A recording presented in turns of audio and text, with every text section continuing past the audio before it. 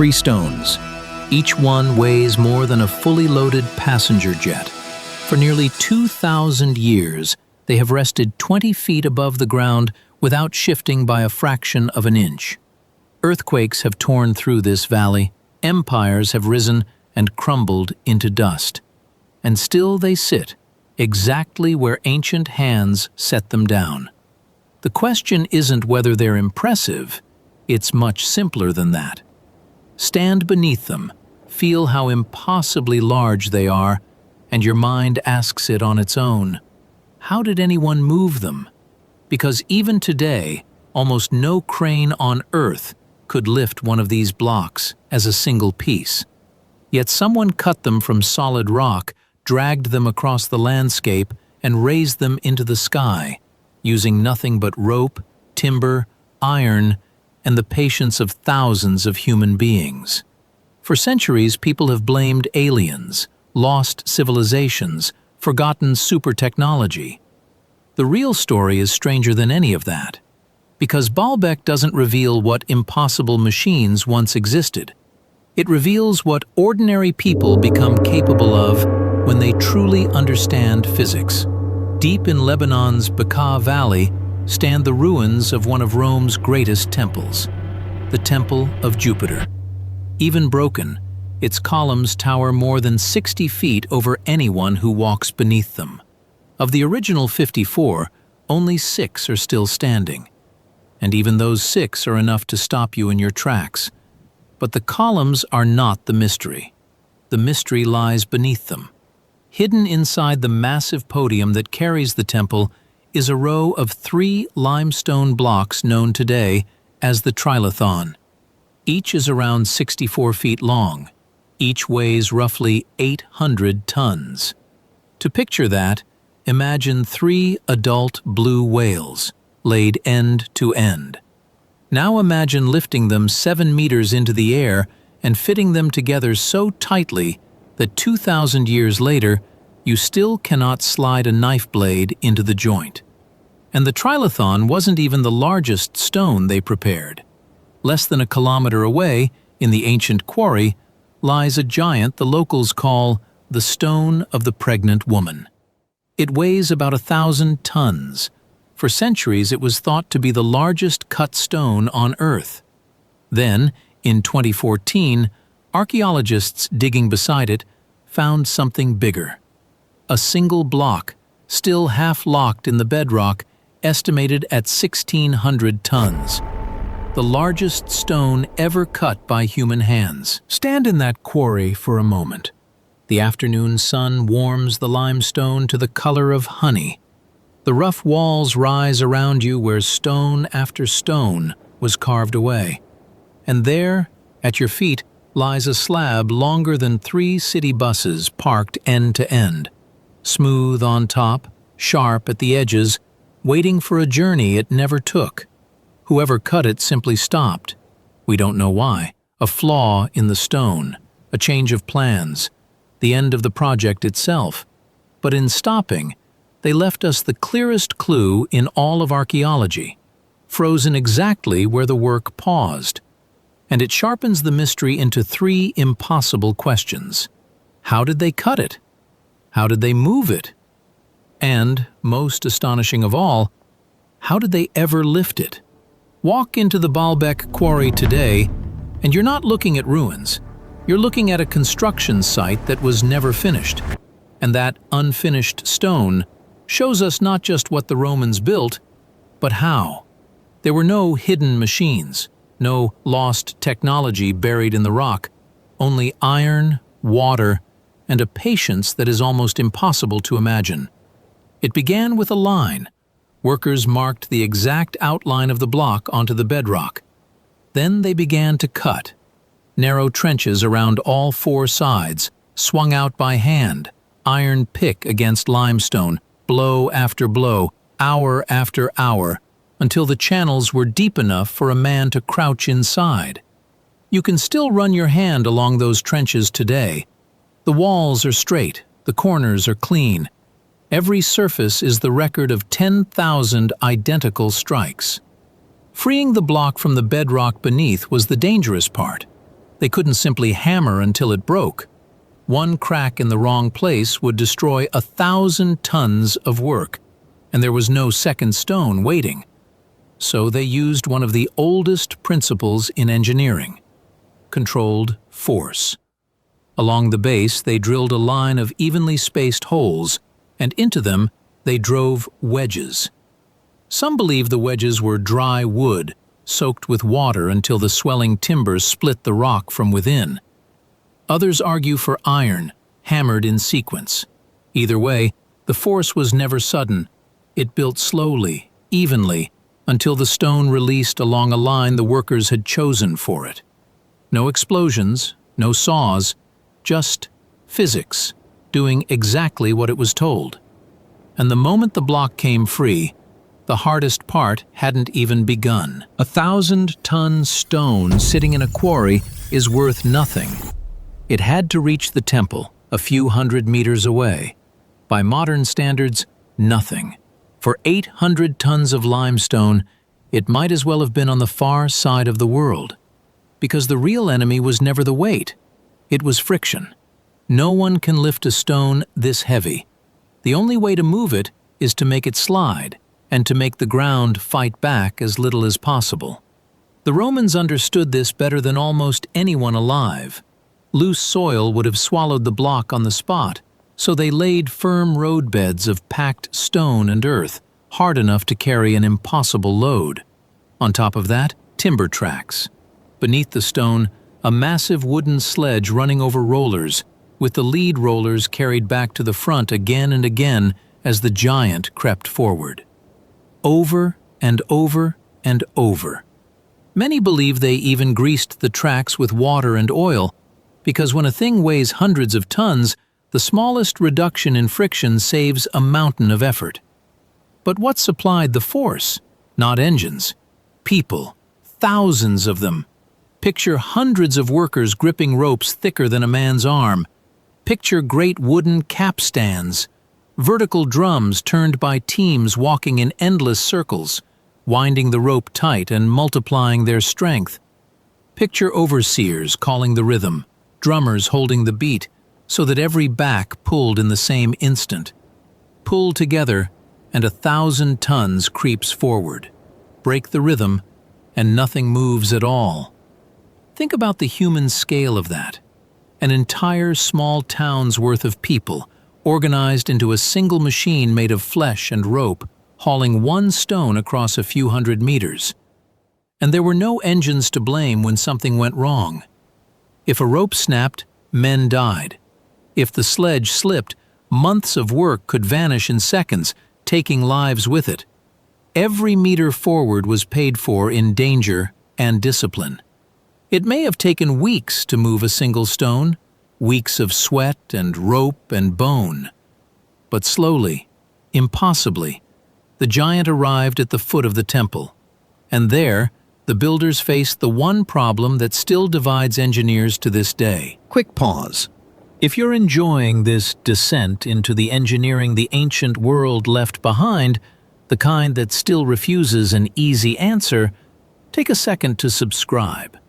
It genuinely helps these forgotten stories find more people, because what comes next is the part nobody has fully solved. Dragging 800 tons across the ground is hard. Lifting it 7 meters into the air is something else entirely. This is where the mystery of Baalbek reaches its peak. The Romans were extraordinary engineers. They built roads across continents and aqueducts that still carry water today. They built cranes, giant treadwheels, powered by men walking inside them, that could lift remarkable loads for their age. But even the most powerful Roman crane could raise only a handful of tons. 6, maybe 10. Now set that against 800. No single machine the Romans ever built could come close. So, how did the Trilithon rise?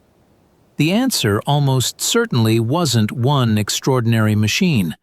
It was many ordinary ones working together. The leading theory begins with something almost disappointingly simple: an earthen ramp.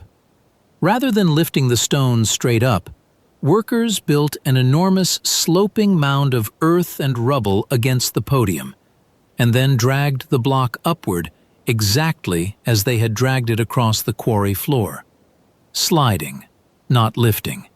1 meter at a time. When the stone reached its place, the ramp was simply dug away, leaving no trace but the finished wall. The second theory is even more elegant. The lever.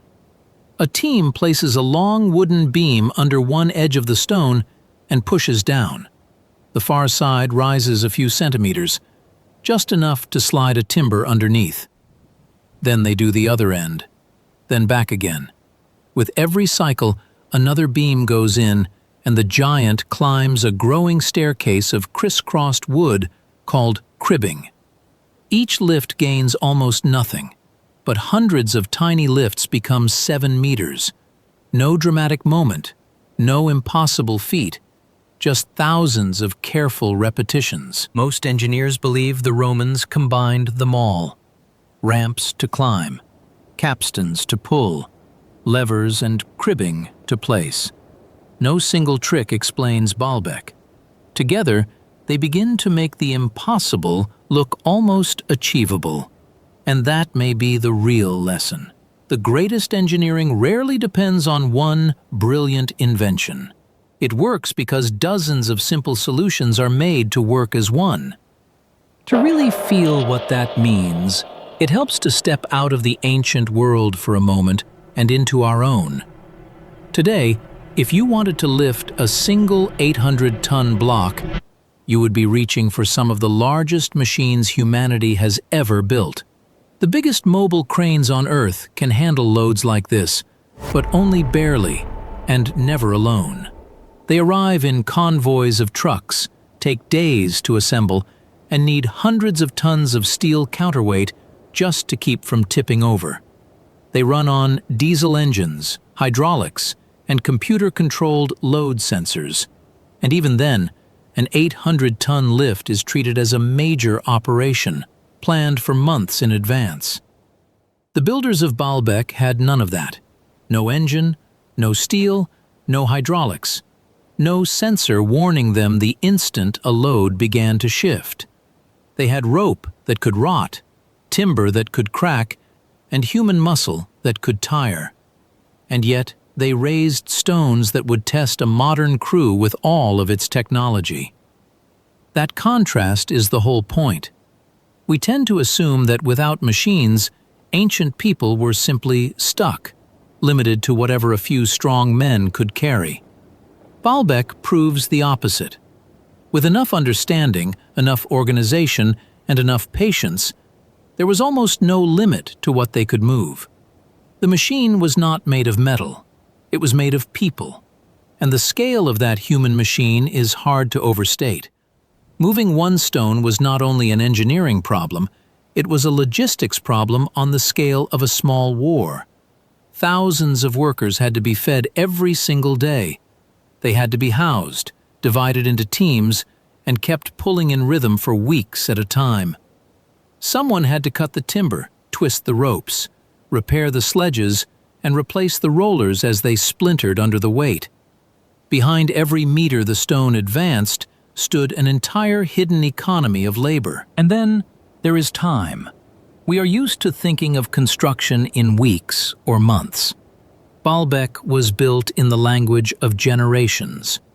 A single stone might take weeks just to drag from the quarry to the wall. The temple complex around it rose slowly, across decades, passed from one crew of workers to the next. A man might spend his whole working life on these stones and never see the finished temple. His son might carry on the same task at the same wall. That kind of patience is almost impossible for us to imagine now, and it was the real engine behind everything here, because in the end, the genius of Baalbek was never a single clever trick. It was coordination. It was the ability to take a problem far too large for any one person, break it into thousands of small, survivable steps, and align thousands of hands and minds toward the same distant goal, year after year, until the impossible quietly became real. And that coordination did more than raise a temple. It left behind something that would outlast everyone who touched it. When it was finished, the Temple of Jupiter became one of the grandest monuments in the Roman world. Pilgrims crossed entire provinces to worship beneath its columns. For generations, it stood as a symbol of Rome's wealth, its faith, and its power. But history tests every great structure. Over the centuries, earthquake after earthquake rolled through Lebanon. Walls cracked. Columns that had stood for hundreds of years came crashing down. 54 became 6. At a glance, it looks like the earthquakes won. But look lower, far lower. The foundation beneath those fallen columns tells the opposite story. The Trilithon barely moved. 3 800-ton blocks, still locked together almost exactly as Roman builders left them. Their joints so fine that in places you still cannot force the edge of a knife between them. Sit with what that means. 800 tons, placed by hand, still in perfect alignment after 2,000 years of earthquakes. And here is the quiet irony buried in these stones. The part everyone came to admire, the soaring columns, is the part that fell. The part nobody noticed, the foundation, the work of nameless laborers, is the part that endured. Beautiful architecture draws the eye. Invisible engineering outlives it. Sometimes the greatest work isn't the part everyone sees. It's the part quietly carrying everything else. For centuries, people have stood beneath these stones and reached for extraordinary explanations. Giants, lost civilizations, aliens filling books and documentaries, and endless corners of the internet. Those stories are entertaining, but they miss the most remarkable truth of all. Baalbek doesn't prove that ancient people had impossible technology. It proves they never needed it. Everything here can be explained by principles engineers still use today. Leverage, friction, mechanical advantage, organization, patience. The Romans never beat the laws of physics. They obeyed them more patiently than we ever would.